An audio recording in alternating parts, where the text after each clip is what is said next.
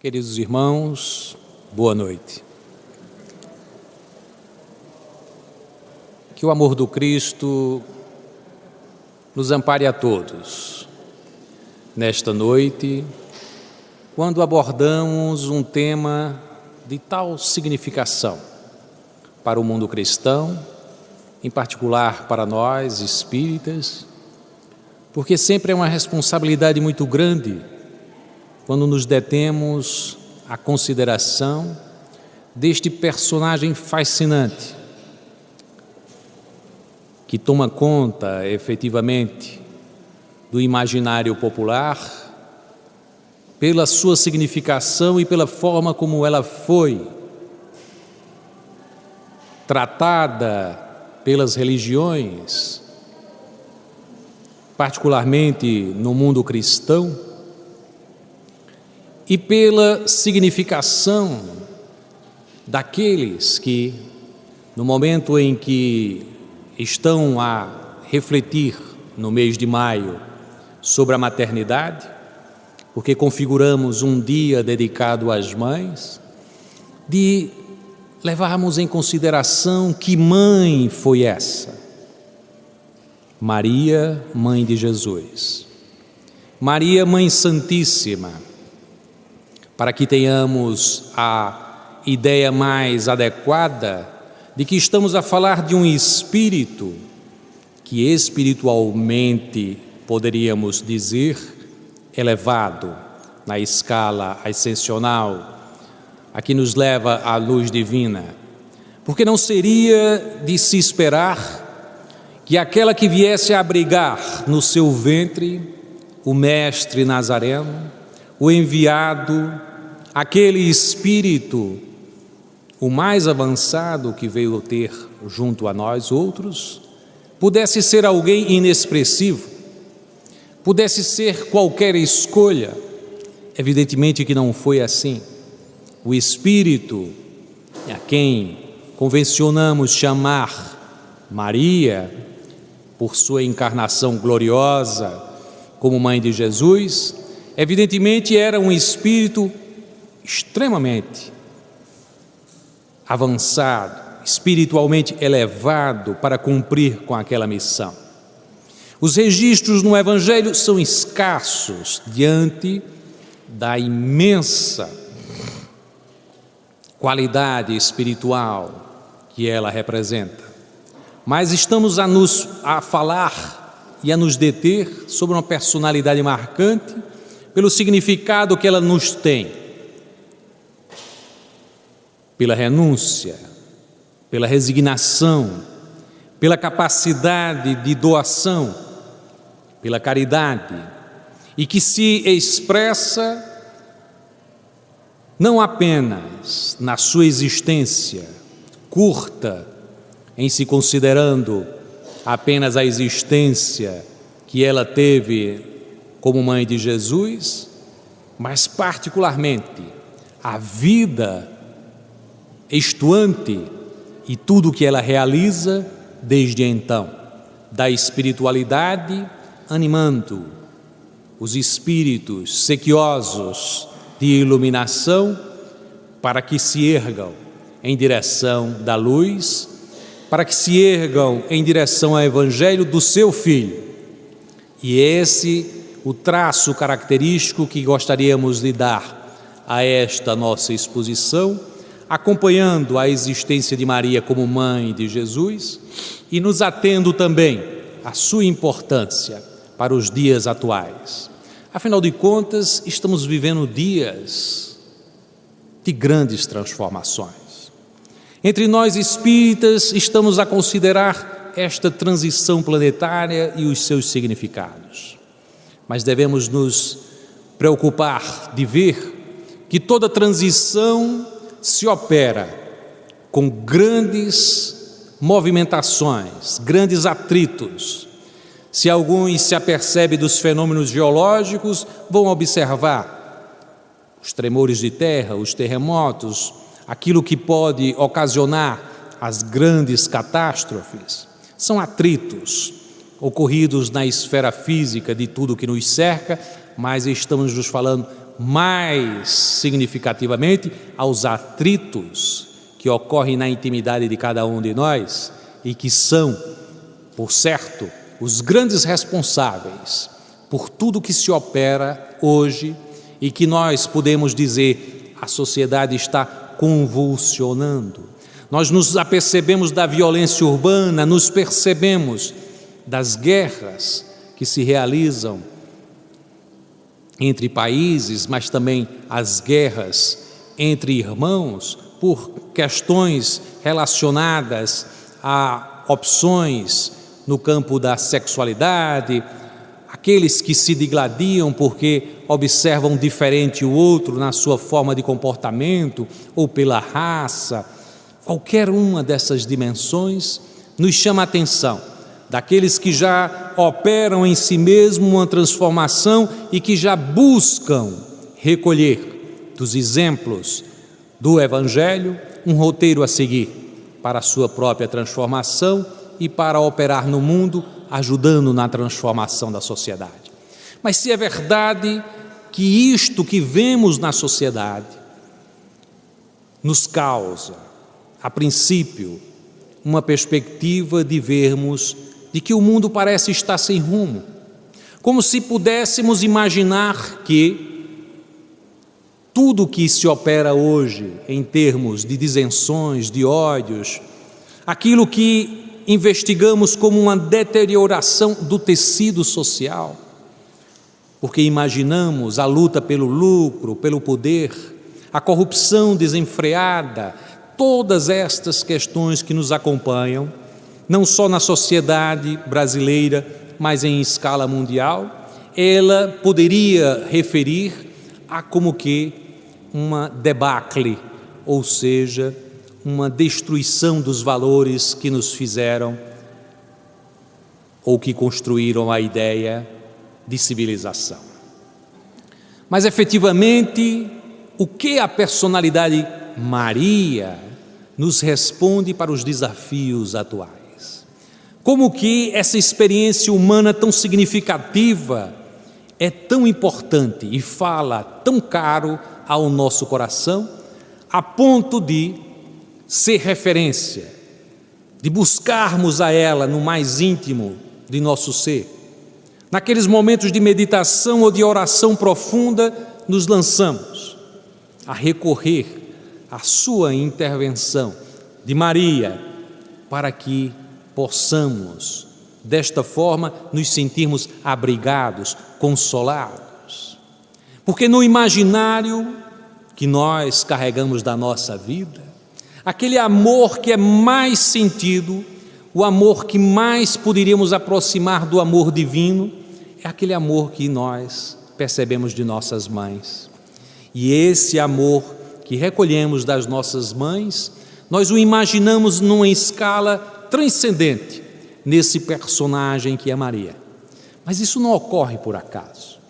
Não é por acaso que pensamos desta maneira, porque tivemos muitas existências e essas muitas existências nossas nos trouxeram a ideia da importância deste papel de consolação, de redenção das almas, que através de Maria e das ações que ela realiza no plano espiritual, nos chegam em bênçãos, em estímulos, em consolações que ficam marcando muito fortemente a nossa alma. E é por isso que, a despeito de tantas controvérsias, aqueles exegetas, os estudiosos do Evangelho, buscam observar ruídos absolutamente inadequados para expressar a relação à vida entre Jesus e Maria. E vão observar Jesus se referir a Maria: mulher, ainda não é chegada a minha hora, como se isso significasse um afastamento, porque na nossa sociedade hoje, dizermos à nossa mãe mulher é um tipo de tratamento inadequado para a nossa forma de linguagem, para a nossa sociedade. Mas não era assim entre os judeus. Os judeus tratavam o feminino como mulher ou virgem, dependendo se ela era casada ou se ela ainda era solteira. Mas não era um tratamento inadequado, não significava uma diminuição. Aqui nos referimos às nossas mães como senhora, e aquele que diz à sua mãe mulher, as pessoas já têm uma ideia de que há um tratamento inadequado. Não era assim. Então quem lê o Evangelho com os olhos da nossa língua e da nossa sociedade, pode imaginar um Jesus tratando Maria com menos deferência ou com desrespeito. Ou então naquele instante em que o procuram e dizem: a tua mãe e os teus irmãos estão aí fora e querem falar contigo. E ele responde: quem é a minha mãe e quem são os meus irmãos? Explicitando que os seus irmãos, em última instância, era toda a sociedade. Não se referia a um núcleo pequeno, era uma lição que estava sendo dada aos demais. Vocês falam como se não fossem meus irmãos, porque eu os trato a todos como irmãos. Era mais uma observação àqueles do que uma diminuição do papel de Maria e dos seus familiares, porque referimos-nos a irmãos de Jesus como se fossem os seus primos. Não há nenhum dado que diga que Maria teve outros filhos. Ademais, é mais lógico que ela não tenha tido outros filhos. Mas esses pedaços do Evangelho, tratados de forma inadequada, poderiam parecer que a relação entre Jesus e Maria se configurava numa diminuição do papel dela em relação a ele. Mas isso é absolutamente inadequado. É tão inadequado que observamos no Evangelho de João, no início exatamente da missão do Cristo, nas bodas de Caná. Era ela, Maria, a convidada naquele evento. Ao que parece, era ela amiga da família que realizava aquele casamento. Não é dito no Evangelho quem era efetivamente que estava casando, mas havia um casamento que se realizava ao longo de 7 dias. E naquele instante, Maria era tão próxima que poderia se dar ao luxo de levar a Jesus e a alguns dos seus discípulos que o acompanhavam para esta festa. E há um momento que é dito em que Maria diz que o vinho estava acabando. Naquelas festividades, acabar o vinho seria algo realmente a se preocupar, dada a continuidade daquele evento, das bodas que se realizava. E é nesse instante em que ele diz e alerta a mãe que não era ainda chegado o momento. E as pessoas imaginam Maria alguém inoportuna, que se utiliza de Jesus para exatamente antecipar uma ação que ele ainda achava que não era dado o momento. Ora, se assim o fosse, nada faria que Jesus realizasse o que realizou a partir de então. Então não é bem isso, é uma leitura incorreta observar esta questão. O que Jesus estava a falar é que Maria, que era um espírito de elevada envergadura, alcançou o Cristo com as observações sobre o que estava acontecendo. E ele, Cristo, o Espírito Cristo, dizia que não era adequado a ele e a ela tratar das questões comezinhas das personalidades do mundo, e era preciso que elas se referisse exatamente aos personagens do mundo e não a ele, o Cristo, fazendo com que eles observassem o seu comando. E na sequência do Evangelho mostra exatamente isso, porque se ela tivesse sentido que o Cristo tinha criticado ela não iria responder da forma como ela fez. Imediatamente ela se virou e se dirigiu aos servos dizendo: faça tudo que ele mandar. E Emmanuel, traduzindo essa passagem evangélica, vai dizer exatamente isso. Mostrar que nas horas das grandes inquietações, que para nós pode se afigurar na falta do vinho, nas bodas que devemos realizar para a união entre o céu e a terra, no esponsalício entre nós e o Cristo de Deus, nestes momentos de inquietação, lembremos-nos de Maria e façamos tudo conforme Ele nos ordena. Façamos a vontade do Cristo. Esta ideia é uma ideia de fidelidade ampla que Emmanuel, em traduzindo essa passagem evangélica, nos faz refletir. Ou seja, Maria realizou a condução do processo naquilo que era, o que estava vendo de fato, a necessidade de vinho, e ela precisava dar respostas àquelas situações, mas configurando uma plena aceitação daquilo que o Cristo Jesus estava a estabelecer. E de fato, tanto é assim que na hora em que os servos trazem uns tonéis, algo em torno de cerca de 75 litros cada tonel,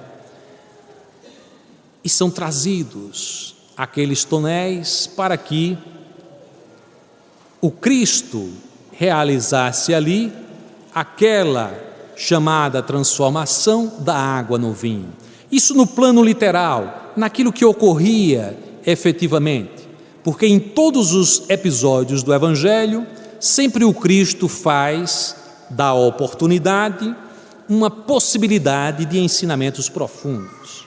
Então percebamos, e Maria sabia disso, tanto que conversando, o diálogo que se estabelece com Cristo é de plena confiança, fazei tudo conforme Ele mandar, porque aqueles que se aperceberam daquilo que o Cristo estava fazendo, acompanharam lições extraordinárias. E por isso que se diz que ali inicia-se verdadeiramente o trabalho do Cristo Jesus. Porque o trabalho do Cristo Jesus não se inicia por uma transformação de água em vinho. Isso é coisa muito pequena para o Cristo. É algo que não traduz toda a sua importância. Percebamos, naquela oportunidade, ele apenas tinha reunido poucos dos seus discípulos. Por isso, ainda não era um ensino completo, mas era a primeira vez que ele iria dar lições fundamentais, espirituais em profundidade, àqueles discípulos que o acompanhavam, que no caso era Pedro, era João, era André, era Tiago, Natanael, que apenas aparece nessa primeira passagem e que muitos afirmam ser o apóstolo Bartolomeu, que depois assumiu o nome de Bartolomeu, e Felipe. Apenas esse pequeno corpo apostolar fazia-se acompanhar do Mestre nas bodas de Caná. E naquele instante, Maria, determinando aos servos que fizessem conforme o Cristo, a transformação da água no vinho.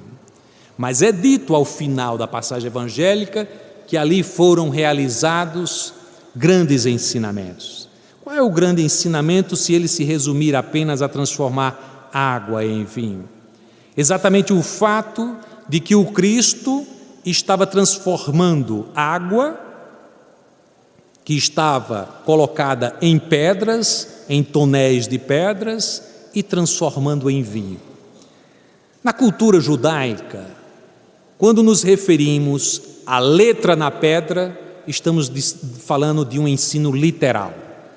E sempre que estamos olhando o Evangelho, devemos observar que há um ensino literal, aquilo que a gente lê normalmente, da forma como lemos.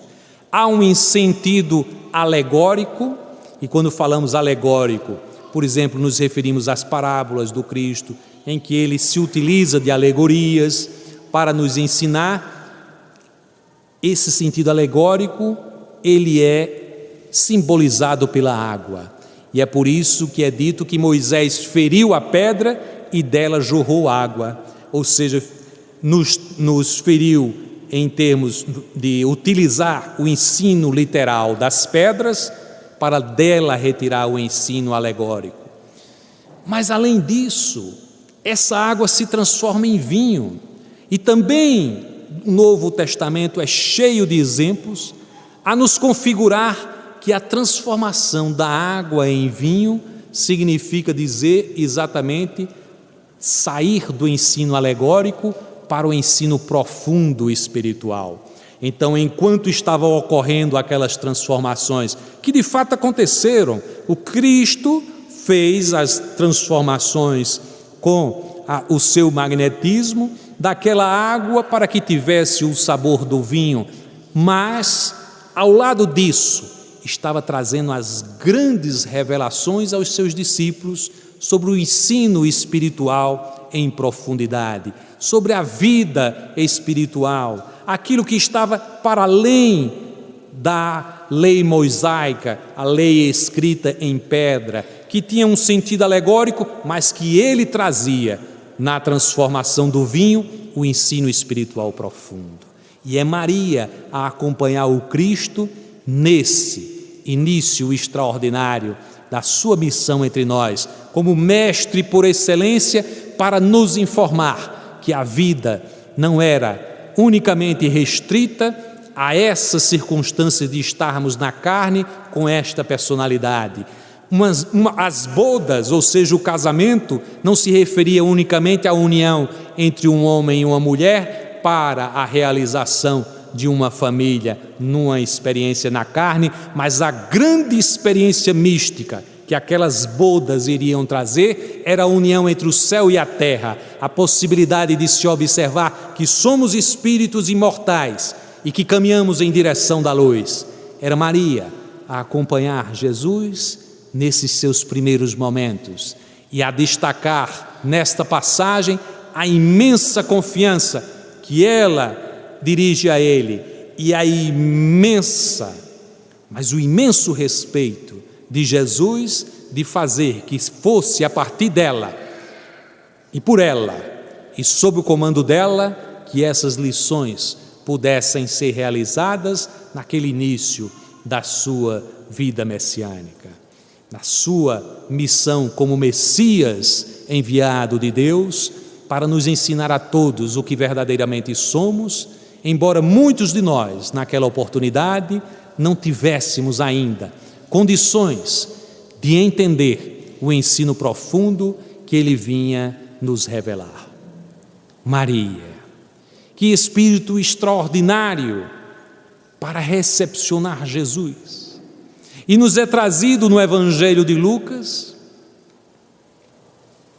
de uma forma poética, maravilhosa, a revelação de que a ela aparece, anuncia-se um anjo do Senhor, revelando a ela a sua missão, revelando ou despertando a ela aquilo que ela já sabia em seu mais íntimo, na sua dimensão espiritual riquíssima, de que haveria de realizar uma tarefa gloriosa, de recepcionar em seu ventre aquele espírito crístico que vinha em missão de renúncia absoluta, mas que deveria ter no abrigo dos seus braços, no seu aconselhamento, nos primeiros anos de sua vida, o amparo necessário para realizar a sua tarefa sublime.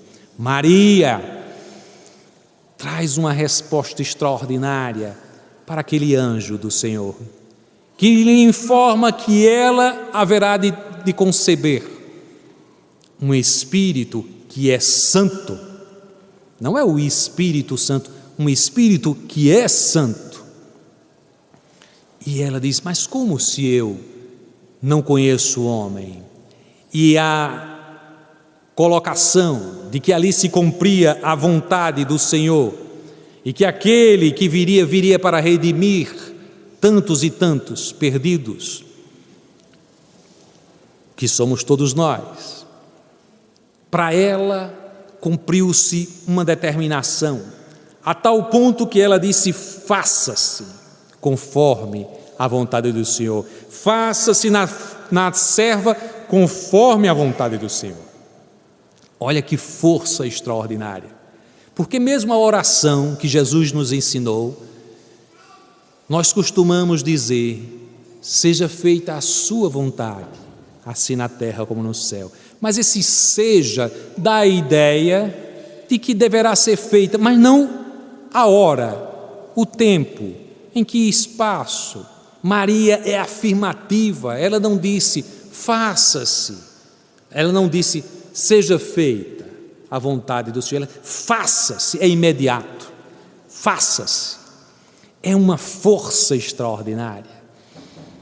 Diante daquela circunstância que ela sabia, ter um filho sem estar casada, conceber sem estar casada, ela poderia ser repudiada na sociedade, ela poderia ser levada à morte naquela sociedade, mas nada disso estabeleceu nenhum obstáculo para que ela respondesse afirmativamente: faça-se, imediatamente, seja conforme a vontade do Senhor agora.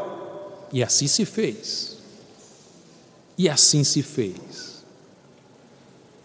É uma coragem, uma força, uma determinação que não é qualquer espírito que teria condição de dar esta resposta, de saber efetivamente o papel a cumprir naquele determinado momento. Essa força Maria teve, mas teve muito mais do que isso, porque acompanhou o Cristo na sua infância, acompanhou-o quando levou a Jerusalém, na fuga para o Egito, em todo esse translado, ela esteve diante daquele que era o seu Senhor e estava numa personificação de filho. É impressionante observar que muitos de nós passamos pela vida e temos filhos que às vezes nos impressionam fortemente, que dizem coisas que nos espantam, e nós dizemos: mas olha como é avançado esse filho. Agora imagine ser mãe de Jesus. O que seria aquela criança? Nós não temos relatos no Evangelho sobre isso e temos que recorrer à literatura espírita, através da psicografia de Francisco Cândido Xavier. Vamos encontrar Humberto de Campos trazendo relatos sobre aqueles primeiros instantes do Cristo Jesus. E em especial vai revelar a passagem evangélica daquela ida do Cristo, ainda menino, ao templo em Jerusalém. É uma ida em que ocorre algo extraordinário, porque a princípio nós ficamos espantados quando lemos a passagem evangélica, porque se sabe que o Cristo foi e ficou a conversar com os doutores da lei e tinha algo em torno de 12 anos. Aqueles 12 anos dele, e ele conversar com os doutores da lei naquele nível em que se mostrou, é algo que todo mundo fica a retratar, como a destacar a superioridade espiritual de Jesus manifestada naquele episódio. Mas não se observa uma seguinte passagem, que já estavam de volta para a sua casa José e Maria, e que deram por falta de Jesus. Olha que coisa estranha, você dar por falta de um filho de 12 anos. Com 12 anos, você em geral, nós outros, estamos segurando a mão dos nossos filhos e caminhando de volta para a nossa cidade. Mas eles estavam acampados fora de Jerusalém, caminharam em direção, retornando à sua casa, e dão por falta de Jesus. E é dito que eles primeiro procuram entre os seus familiares, depois eles vão a Jerusalém, procuram nas cercanias, nos conhecidos e tudo mais, até o instante em que vão encontrá-lo no templo. Mas aí tem se passado 3 dias. E as pessoas que leem literalmente o Evangelho ficam espantados. Como é que uma mãe e um pai deixa 3 dias e fica nesse percurso procurando? Mas o que espanta é que quando o encontram, ele diz: por que me procurais? Eu estou na casa do meu pai. E é a resposta que é dada. E nos causa mais espanto ainda, Porque um filho que estivesse apartado 3 dias, os pais loucos procurando por ele, e ele chegasse e perguntasse, e os pais perguntassem ao filho: mas filho, o que estás a fazer aí? E ele dissesse: por que estás a me procurar? Eu estou na casa do meu pai. E é uma pergunta extraordinária, porque na realidade é uma exemplificação que existe aí, uma lição que se faz aí.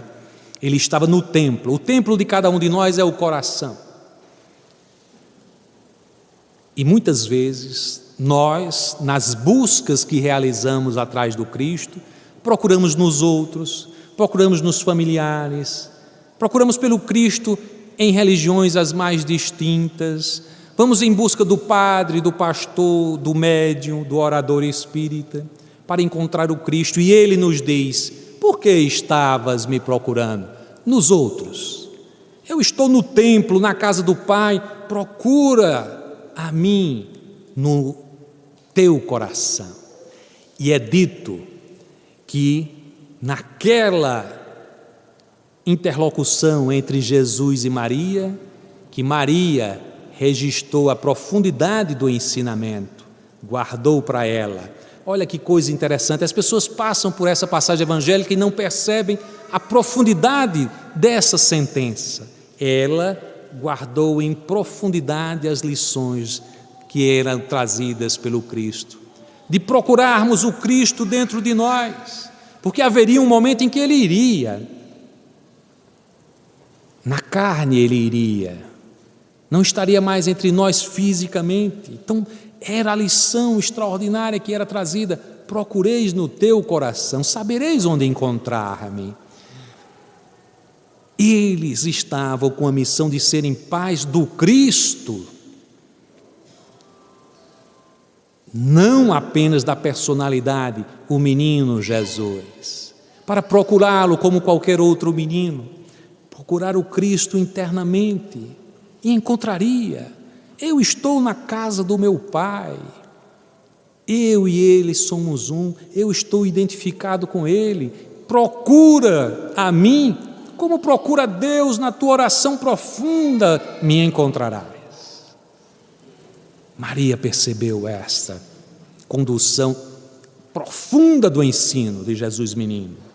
Mas há no registro evangélico a passagem em que ela, depois de acompanhar o martírio do Cristo, está diante do Calvário, na crucificação do seu filho.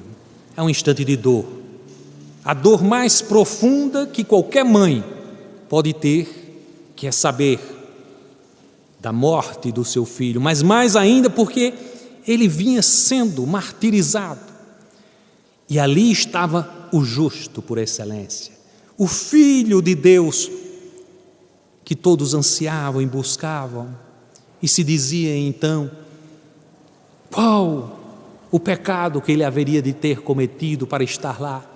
Maria estava doída no sofrimento ao observar aquela cena, e vê chegar perto dela uma mão amiga que toca ali no ombro. Era o apóstolo João,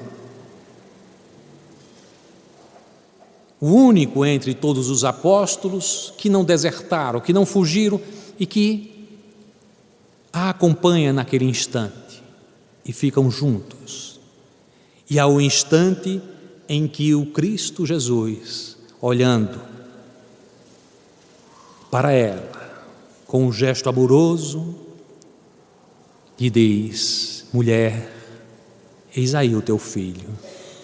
Filho, eis aí a tua mãe.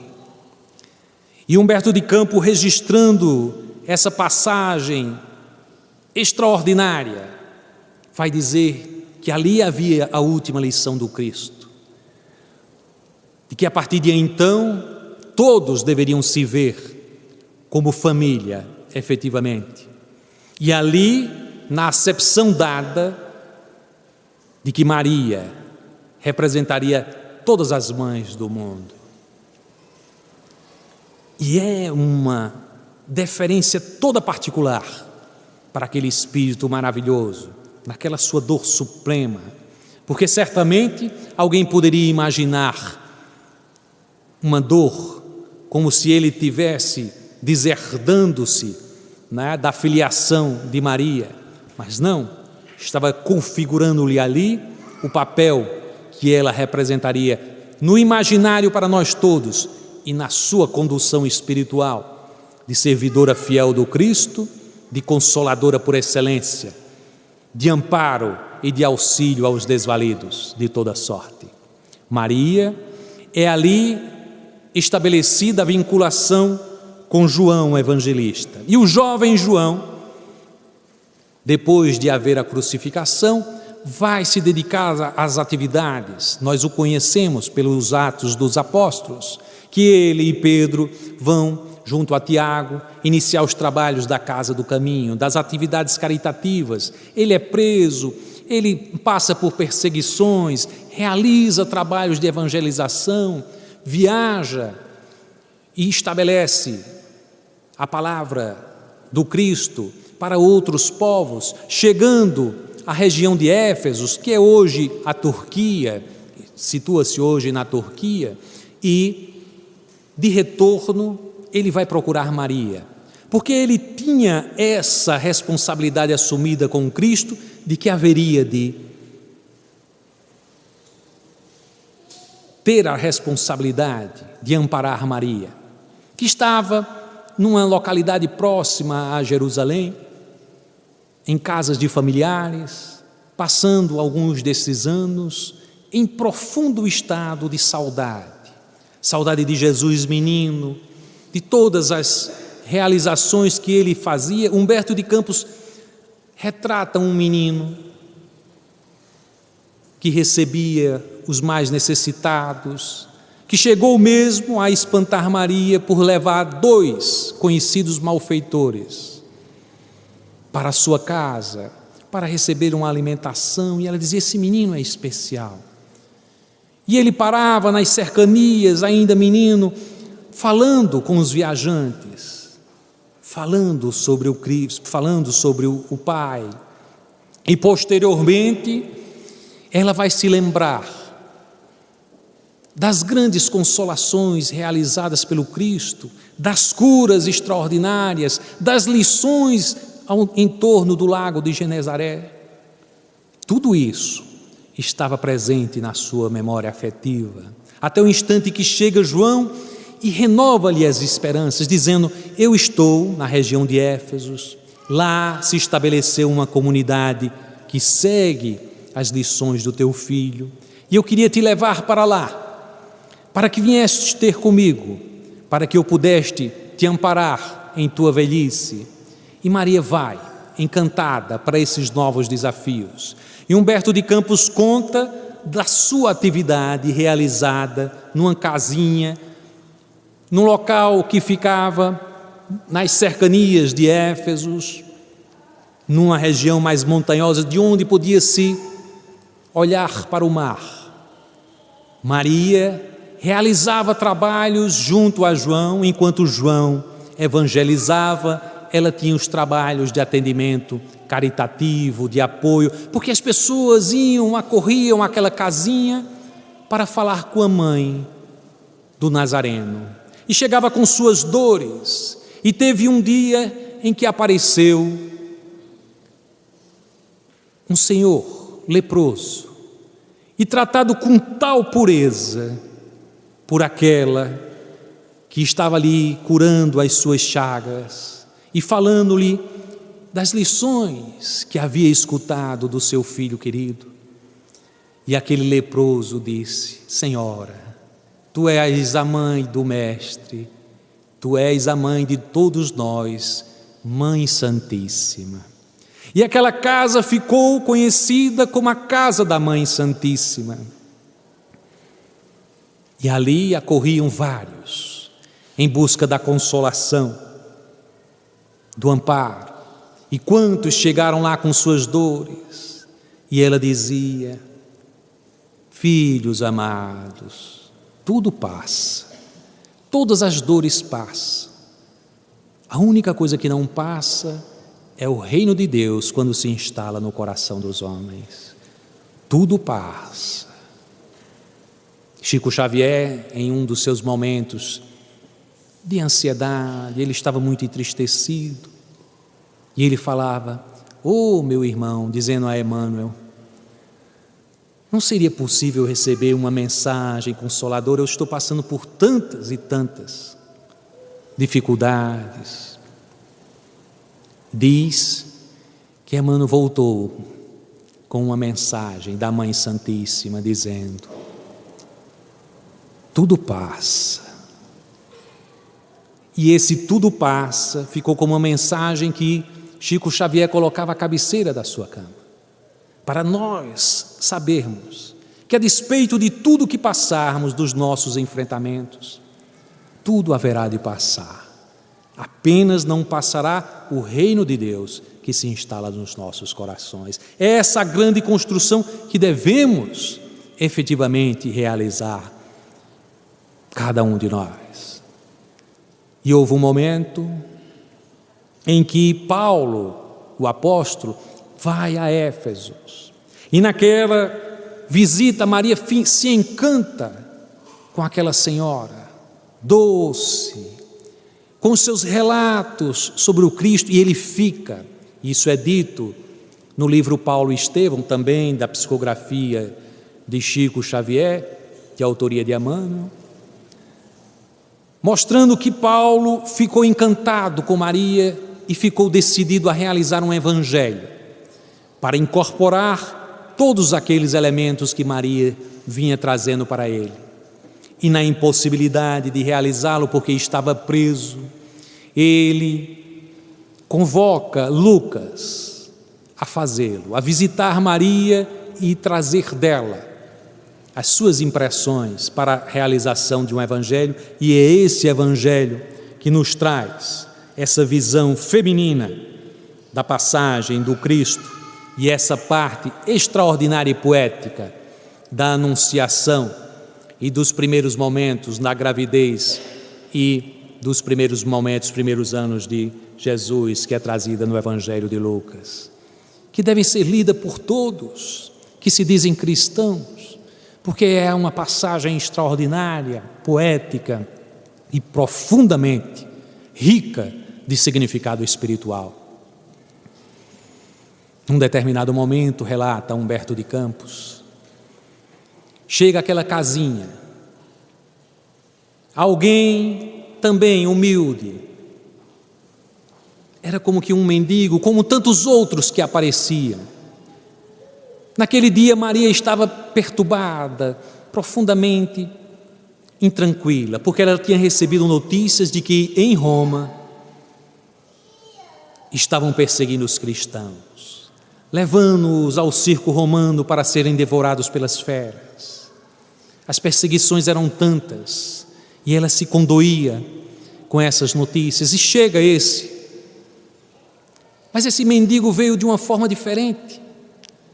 Chamou-a de mãe como todos os outros e disse: venho aqui te amparar nestes momentos. E vai falando com ela sobre as lições havidas no monte, do Sermão do Monte, as lições do lago de Genezaré. E ela dizia: mas que coisa extraordinária, esse que me fala aqui, de onde ouvi essa voz tão doce, tão maviosa, falando com tanta propriedade daquilo que o meu filho viveu.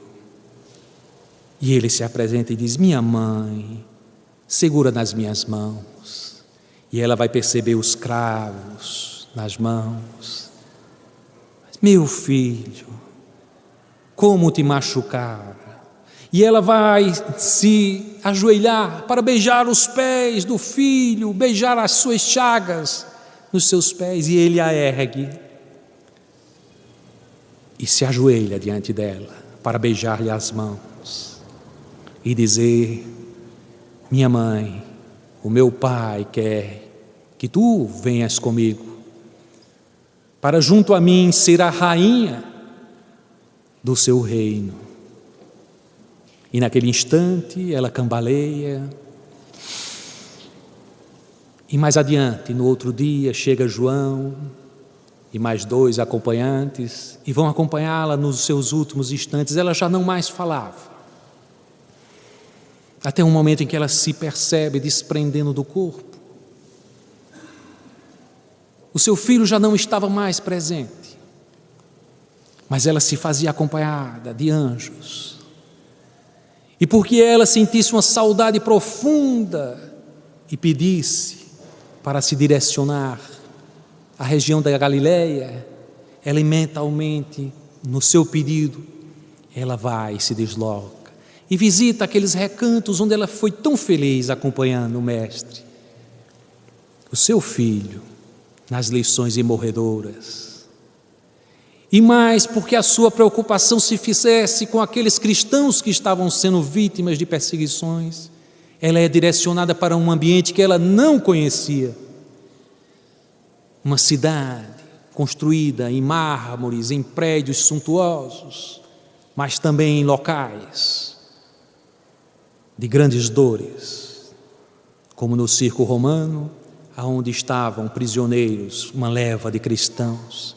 E ela se direciona para lá, e lá realiza o amparo, o consolo, aqueles espíritos que em nome do Cristo estavam para serem imolados, para serem lançados às feras.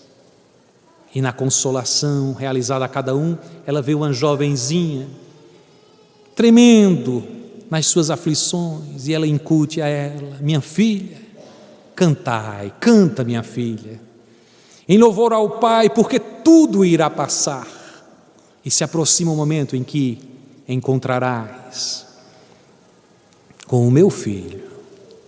E ela começa a cantar, aquela jovem começa a cantar, e todos ali passam a cantar, e mesmo diante dos leões se apresentam no circo romano cantando louvores a Deus. E enquanto as feras iam trucidando, aqueles corpos eram liberados e iam numa procissão sublime em direção ao alto, seguindo aquela que desde então se tornou para tantos o caminho para a consolação, para os desredados de toda sorte, degradados de toda sorte, para os sofrimentos mais afligentes, aquela a quem recorremos, pedindo a ela socorro. Maria, Mãe Santíssima, nos relatos trazidos por Chico Xavier e por Ivone Pereira, realiza trabalhos sublimes em nome do Cristo. Por Ivone, sabemos que os seus servidores da Legião de Maria realizam trabalho junto aos suicidas, para o resgate desses infortunados, que em última instância olham para o céu e pela bondade suprema daqueles que atuam em nome de Maria, em nome de Jesus, recolhem bênçãos de oportunidades retificadoras, como é relatado na poesia que Maria Dolores fez pela psicografia de Chico Xavier, revelando a sua busca do espírito suicida de Judas, que estava cego numa região umbralina, e ela chega e diz: meu filho, eu vim te buscar para te levar, porque tu haverás de ter outra mãe e terás outras oportunidades para te redimir. E ele naquela: mas quem és tu, anjo, falando-me com essas palavras tão doces, sabendo que eu sou o traidor? Meu filho, eu sou Maria, mãe de Jesus.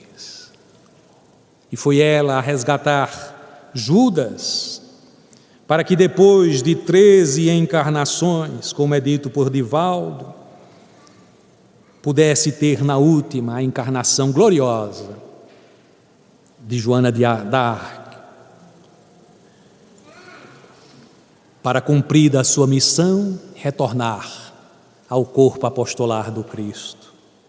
Maravilhoso Espírito este de Maria, bênção em consolação para as nossas vidas, exemplo de maternidade realizada com doação plena, plena resignação, plena confiança e fidelidade. Faça-se em mim conforme a vontade do Senhor.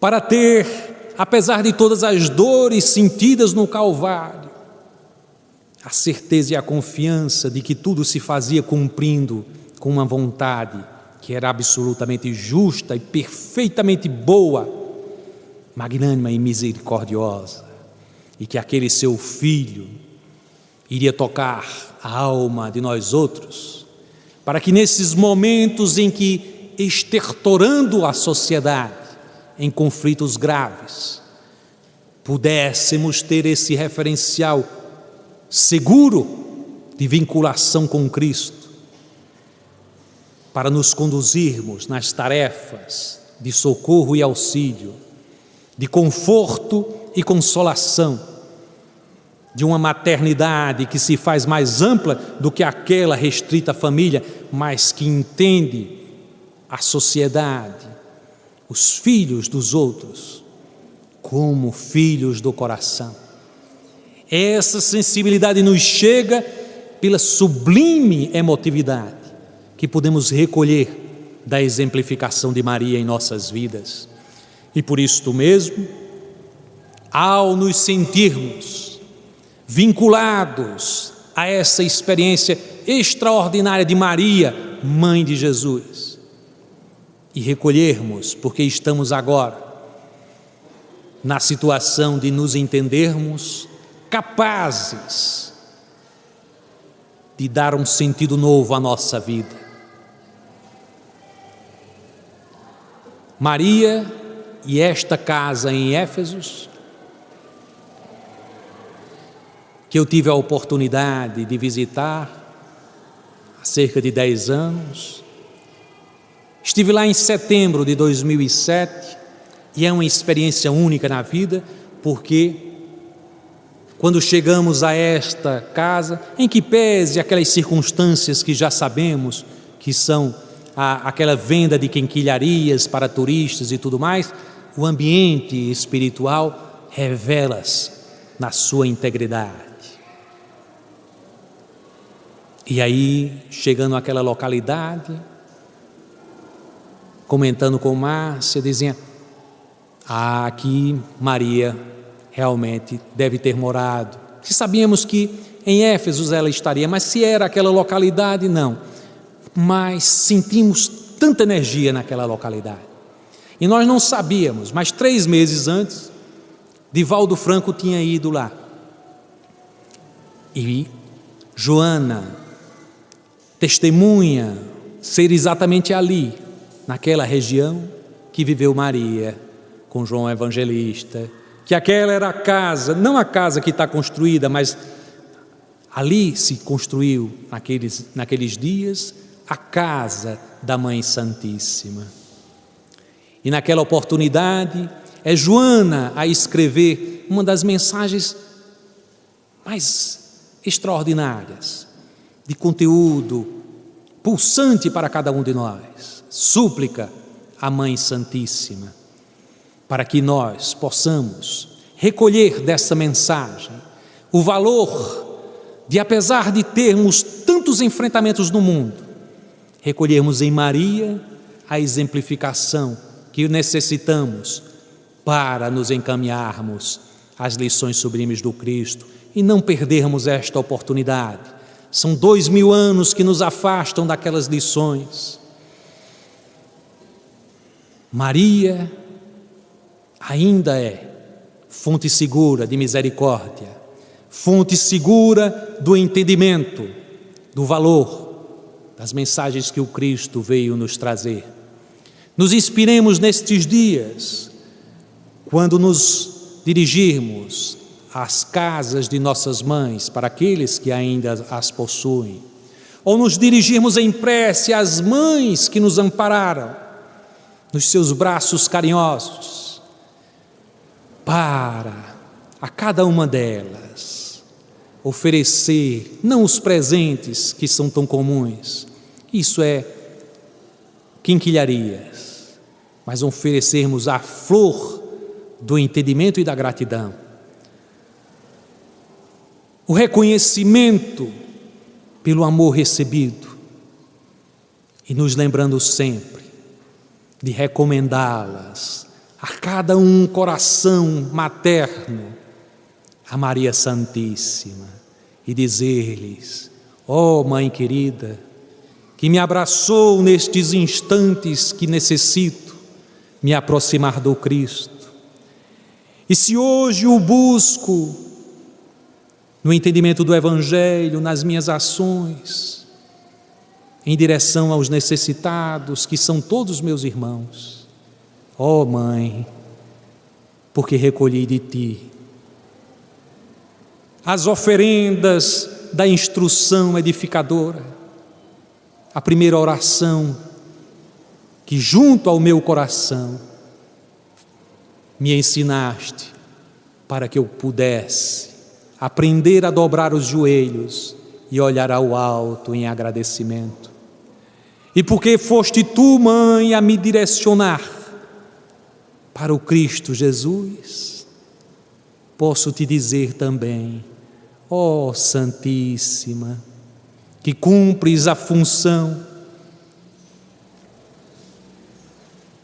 materna de renúncia e dedicação, seguindo nas condições que Tu podes, pela Tua evolução espiritual, realizar, mas realizando, seguindo as pegadas de Maria, a nossa Mãe por excelência, amantíssima Maria, Mãe de todos nós, Maria de Jesus, Maria Santíssima, abraça-nos neste instante e nos cobre de bênçãos, para que retifiquemos as nossas condutas e possamos acolher no nosso coração o Teu Filho, seguindo o Teu exemplo,